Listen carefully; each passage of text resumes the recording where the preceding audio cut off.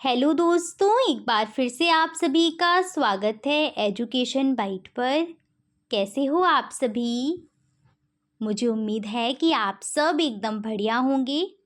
मैं आपको DElEd third semester के previous year question paper solve करवा रही थी। इसी सीरीज़ में आज मैं आपका 2020 का जो हिंदी का प्रश्न पत्र है, इसका कंप्लीट सॉल्यूशन लेकर के आई हूँ। तो आप लोग फटाफट से क्लास को अपने दोस्तों के साथ शेयर कर दीजिएगा और सभी लोग जो हैं वो क्लास से जुड़ जाइए। शुरू करते हैं फर्स्ट क्वेश्चन से। पहला क्वेश्चन पूछा गया है, राम भक्ति काव्य धारा के प्रमुख कवि हैं कबीरदास, जायसी, तुलसीदास या बल्लभाचार्य। ऐसा ही क्वेश्चन एक बार और पूछा गया है एग्जाम में, वहाँ पर ज्ञानाश्रयी शाखा के कवि पूछे गए थे। वो मैंने आपको कुछ दिन पहले ही पेपर सॉल्व करवाया है, जिसमें आपके ज्ञानाश्रयी शाखा के कवि पूछे थे और यहाँ पर पूछे हैं राम भक्ति काव्य धारा के। तो राम भक्ति काव्य धारा के अंतर्गत कौन आएंगे? आएंगे आपके तुलसीदास। ज्ञानाश्रयी में आते हैं कबीरदास, जायसी आपके आते हैं प्रेमाश्रयी शाखा में। इसके बाद है साकेत महाकाव्य के रचनाकार हैं अयोध्या सिंह उपाध्याय, मैथिली शरण गुप्त, जयशंकर प्रसाद या फिर रामधारी सिंह दिनकर। बताइए साकेत के रचनाकार कौन है? तो साकेत ग्रंथ जो है वो लिखा गया है मैथिली शरण गुप्त के द्वारा। थर्ड क्वेश्चन है, जो प्रणाम करने योग्य हो उसके लिए एक शब्द क्या होगा? प्रमाण, प्रणम्य, प्रसाद या फिर प्रकृष्ट। तो जो प्रणाम करने योग्य होता है उसके लिए एक शब्द यूज करेंगे प्रणम्य।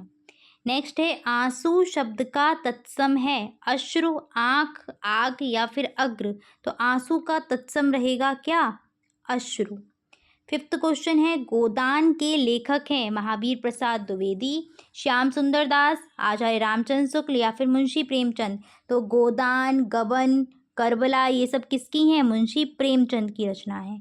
उम्मीद है 5 के 5 आपके एमसीक्यू क्वेश्चन सही रहे होंगे। अब हम आते हैं वेरी शॉर्ट क्वेश्चन पर। पहला क्वेश्चन है, अनेकार्थी शब्द किसे कहते हैं? तो अनेकार्थी शब्द वे शब्द होते हैं जिनके एक से अधिक अर्थ होते हैं। ठीक है।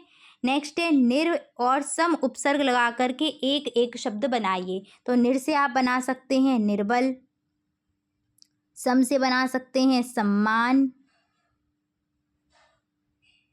देख लीजिए दोनों प्रश्नों के उत्तर। अनेकार्थी शब्द क्या हैं? तो वे शब्द जिनके अनेक अर्थ होते हैं अनेकार्थी शब्द कहलाते हैं, अर्थात जिन शब्दों के एक से अधिक अर्थ होते हैं उन्हें अनेकार्थी शब्द कहते हैं। जैसे द्विज, द्विज आपको ऐसे लिखा हुआ मिलेगा। ठीक है। द्विज का मतलब ब्राह्मण भी होता है, पक्षी भी होता है और दांत भी होता है। ऐसे ही कुल, कुल शब्द का अर्थ वंश भी होता है। कुल मीन्स टोटल यानी कि सारा या फिर सभी। निर उपसर्ग से देखिए शब्द एक पूछा था, मैंने कई सारे बनाए ताकि आपको एग्जाम टाइम पर ध्यान रहे और आप लिख पाओ। निर से देखो निर्बल, निर्मम, निर्जीव, निर्वाह, निर्भय, निर्दोष और निरपराध। निर प्लस अपराध मिलकर के बना है निरपराध। सम उपसर्ग से सम्मान, संपूर्ण, संबंध, संभावना, संकल्प। संकल्प में है आपका सम प्लस कल्प। जब ये जुड़ जाता है तब ये ना का साउंड भले ही देगा, अंग, अंग का साउंड संकल्प, क्योंकि आपको पता है अनुस्वार संधि यहाँ पर होती है। ऐसी संगीत, संयोग, सेम ये भी हैं सम प्लस योग यानी कि संयोग। ठीक है। संगीत सम प्लस गीत यानी कि संगीत। नेक्स्ट क्वेश्चन है, आंखें खुल्ला मुहावरे का अर्थ क्या है? तो आंखें खुल्ला मुहावरे का मतलब होता है होश आना। इसके बाद है, समय चूकी पुण्य का पछताने लोकोक्ति का अर्थ क्या है? तो बताइए इसका अर्थ क्या होता है? इसका अर्थ होता है कि समय जाने के बाद पछतावा करने से या दुख करने से क्या फायदा। इसके बाद थर्ड क्वेश्चन है आपका, सरल वाक्य किसे कहते हैं? तो इन तीनों प्रश्नों के उत्तर मैं आपको दिखा देती हूँ। फर्स्ट था आंखें खुल्ला मुहावरा का अर्थ क्या है? तो आंखें खुल्ला मुहावरा का मतलब होता है होश आना या फिर आप लिख सकते हैं वास्तविकता का ज्ञान होना। ठीक है। जैसे परीक्षा का परिणाम आने पर मेरी आंखें खुल गईं या उसकी आंखें खुल गईं। समय चूकी पुण्य का पछताने, इसका पूरे शायद ये इस प्रकार से है, का वर्षा जब कृषि सुखाने, इस प्रकार से कुछ है, मुझे पंक्ति याद नहीं आ रही है। तो इसका अर्थ होता है समय निकल जाने पर दुख करने का या पछतावा करने का कोई फ़ायदा या कोई लाभ नहीं होता है। सरल वाक्य किसे कहते हैं? तो सरल वाक्य में क्या होता है, आपका एक ही उपवाक्य होता है जो प्रधान होता है, यानी कि स्वतंत्र होता है, जिसमें आपकी एक क्रिया होती है। तो वह वाक्य जिसमें एक स्वतंत्र उपवाक्य होता है, अर्थात जिसमें केवल एक क्रिया होती है, उसको हम बोलते हैं सरल वाक्य। जैसे मोहन खाना खाता है, यहाँ पर कौन सी क्रिया है? खाता। सीता गाना गाती है, यहाँ पर एक क्रिया कौन सी है? गाती है। तो ये दोनों वाक्य कैसे हैं? सरल वाक्य हैं। नेक्स्ट क्वेश्चन है आपका, केशर और केसर शब्दों में अंतर बताइए। केशर जो शब्द होता है, इसका अर्थ होता है शेर के गले का बाल। केशरी भी बोलते हैं, शेर को हम बोलते भी हैं कि शेर का पर्यायवाची भी है केशरी। और केसर जो शब्द है, इसका अर्थ होता है कुमकुम और फूल के बीच का रेशा। ये समानार्थी है, कुमकुम भी आप लिख सकते हो, फूल के बीच का रेशा भी लिख सकते हो, जो बहुत सुगंधित पदार्थ होता है, जिसका कहीं ना कहीं हम खाने में प्रयोग भी करते हैं। अगला प्रश्न है, क्रिया से आप क्या समझते हो? अकर्मक क्रिया को उदाहरण सहित स्पष्ट कीजिए। जिन शब्दों से किसी कार्य का करना या होना पाया जाता है, उन्हें हम क्रिया कहते हैं। जैसे कि राम घर जाता है, यहाँ पर काम क्या हो रहा है कि राम जा रहा है, तो यहाँ पर जाता है क्या है? क्रिया हो जाएगी। तो उपयुक्त वाक्य में जाना क्रिया है। इसके बाद पूछा गया था अकर्मक क्रिया क्या होती है। कर्म के आधार पर दो प्रकार की क्रियाएं होती हैं, एक सकर्मक क्रियाएं होती हैं और दूसरी होती हैं अकर्मक क्रिया। सकर्मक क्रिया क्या होती है? तो जिसमें क्रिया का फल कर्म पर पड़ता है, वो होती है सकर्मक क्रिया। जैसे कि मैं पुस्तक पढ़ता हूँ, तो यहाँ पर आपकी सकर्मक क्रिया हो जाएगी पढ़ना। और अकर्मक क्रियाएं वे क्रियाएं होती हैं जिसमें क्रिया का प्रभाव कर्म पर ना पड़ के कर्ता पर पड़ता है, वहाँ होती हैं अकर्मक क्रियाएं। इनको दर्शाने के लिए हमें कर्म की आवश्यकता भी नहीं पड़ती। जैसे कि रोहन रोता है, आपको अगर पहचानना है कि कौन सी क्रिया है, तो आप उस ही वाक्य में क्या का प्रश्न कर दीजिए और आपको उत्तर मिले तो वहाँ पर सकर्मक क्रिया होगी, और नहीं मिल रहा है तो अकर्मक। जैसे रोहन रोता है, तो रोहन क्या रोता है, पता चलेगा कुछ? नहीं, तो ये अकर्मक क्रिया है। ऐसे ही मोहन पुस्तक पढ़ता है, मोहन क्या पढ़ता है, तो उत्तर आ रहा है पुस्तक पढ़ता है, तो पढ़ना जो क्रिया है वो सकर्मक हो गई। मीरा नाचती है, मीरा क्या नाचती है, पता चलेगा क्या क्या नाचती है, तो नाचना कैसी क्रिया है? अकर्मक है। मीरा गाना गाती है, मीरा क्या गाती है? गाना गाती है, तो गाना क्या हो जाएगी? सकर्मक क्रिया हो जाएगी। तो इस प्रकार से आप पता लगा सकते हो, जब क्रिया का प्रभाव कर्म पर पड़ेगा तो होगी आपकी सकर्मक क्रिया, और जब कर्म पर नहीं पड़ेगा तब होगी अकर्मक क्रिया। ठीक है, तो यहाँ पर रोना और नाचना क्या हो जाएंगे? अकर्मक क्रिया। ऐसे आप और सेंटेंस बना सकते हैं, वह सोता है, तो सोना यहाँ पर क्या हो गया? अकर्मक क्रिया हो गई। नेक्स्ट क्वेश्चन है आपका, रचना की दृष्टि से वाक्य के कितने भेद होते हैं? संयुक्त वाक्य को उदाहरण सहित लिखिए। रचना की दृष्टि से जो वाक्य होता है, इसके तीन भेद होते हैं। कौन कौन से? तो सरल वाक्य, संयुक्त वाक्य और मिश्रित वाक्य। संयुक्त वाक्य पूछा गया था, तो संयुक्त वाक्य क्या होता है?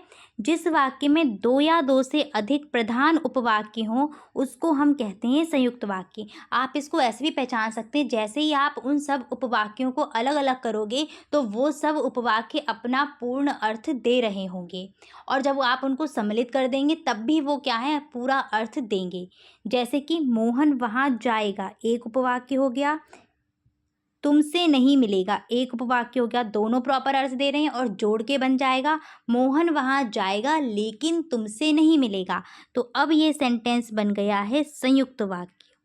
ठीक है, लेकिन शब्द से ये जुड़ गया। इसके बाद सुनीता कक्षा में गई परंतु अनीता वहाँ नहीं थी। तो देखिए यहाँ पर सुनीता कक्षा में गई एक उपवाक्य और अनीता वहाँ नहीं थी दूसरा उपवाक्य। दोनों किससे जुड़े हुए हैं? परंतु से जुड़े हुए हैं। तो ये यहाँ पर क्या है? एक संयुक्त वाक्य है। ट्रिक भी यहाँ पर लिखी हुई है मैंने कि कौन कौन से शब्द आपको देखने को मिलेंगे। तो और, एवं, तथा, लेकिन, किंतु, परंतु, अथवा, इसलिए, नहीं तो, फिर तो इत्यादि शब्द अगर जुड़े हुए मिलें तो आप समझ जाइए वो वाक्य कैसा होगा? संयुक्त वाक्य होगा। मिश्रित वाक्य में क्या होता है? वहाँ पर एक आश्रित उपवाक्य होता है। मतलब अगर आपको उस वाक्य को क्या है? अपना अर्थ पूरा करने के लिए किसी दूसरे वाक्य पर निर्भर रहना पड़ता है।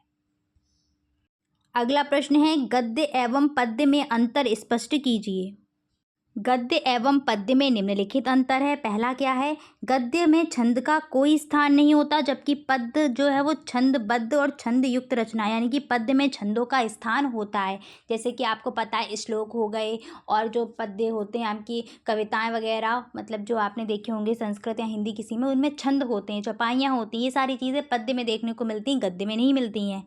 गद्य में लय गति की कोई विशेष भूमिका नहीं होती, जबकि पद्य में लय गति की एक विशेष भूमिका होती है, इसमें रिदम आपकी चलती है। गद्य में अलंकार का प्रयोग नहीं किया जाता, जबकि पद्य में अलंकार का प्रयोग किया जाता है। इसके बाद गद्य के जो वाक्य होते हैं, यानी कि जो कहानियाँ होती हैं, इनमें विराम चिन्हों का पालन करना पड़ता है, ये चीज़ इसकी इम्पॉर्टेंट है। गद्य में क्या होगा, विराम चिन्ह का पालन करना पड़ेगा, जबकि पद्य में इन सब नियमों का कोई बंधन नहीं होता, आप करें तो कर लें, जहाँ चाहें वहाँ कर लें। पद्य में ऐसा कोई बंधन नहीं। पद्य में बंधन क्या है, वहाँ पर आपको अलंकार देखने को मिलेगा, लय देखने को मिलेगी, ठीक है, रिदम देखने को मिलेगी, ये यहाँ पर ऐसे बंधन रहते हैं। इसके बाद गद्य की विधाओं में आपको कहानी, निबंध, संस्मरण, उपन्यास, नाटक, निबंध, ये सारी चीज़ें देखने को मिलेंगी। पद्य में कविताएं, गीत, भजन इत्यादि देखने को मिलते हैं।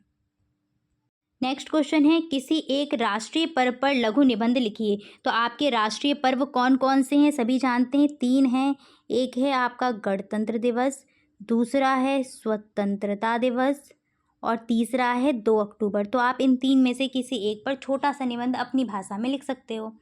इसके बाद आते हैं नेक्स्ट क्वेश्चन, आत्मकथा क्या है, किसी आत्मकथा तथा उसका लेखक का नाम लिखिए। आत्मकथा क्या होती है, आत्म मीन्स अपनी, कथा मीन्स कहानी। आत्मकथा वह रचना है जो किसी व्यक्ति के द्वारा स्वयं के किसी विषय या घटना का वर्णन होता है। जैसे आपके जीवन में कोई घटना घटित हुई या आप कहीं घूमने गए तो वहाँ पे कुछ हुआ आपके साथ, या जो भी आपके जीवन से रिलेटेड कुछ ऐसा विषय है जिसको आपने क्या हुआ एक कहानी के रूप में लिख दिया, तो आपके द्वारा लिखी गई जो भी कथा है वही क्या है, आत्मकथा है। यानी कि व्यक्ति के द्वारा स्वयं के जीवन के किसी विषय को वर्णित करना ही कहलाता है आत्मकथा। आत्मकथा जो है वो लेखक के द्वारा स्वयं लिखी जाती, जैसे आप अगर अपने बारे में लिखोगे तो वो आत्मकथा होगी, लेकिन अगर आपके बारे में मैं लिखूं या कोई अन्य व्यक्ति लिखे तो वो कहलाएगी जीवनी। ये जीवनी और आत्मकथा में अंतर भी है।